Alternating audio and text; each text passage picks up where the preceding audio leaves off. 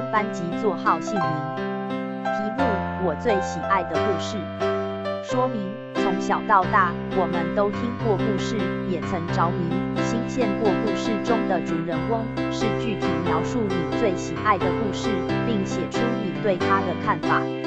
因为是最喜爱的，挑选的故事仅能有一个，请约略描述故事名称和情节。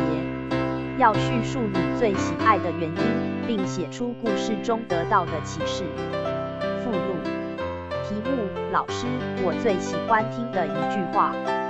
导引：在我们生活周遭，常可从父母、老师、同学、朋友，或者偶尔从他处听到一些赞美的话、鼓励的话、甜蜜的话、刺激的话、批评的话，在我们的心里留下深深的感动喜悦，请你写下与老师分享。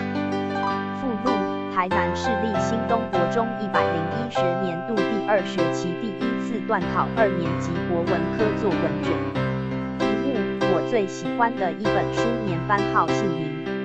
说明：一本好书常值得再三品味与深思。在你的阅读经验中，有哪一本书，书中的人物、情节、对话，使你印象深刻、回味无穷？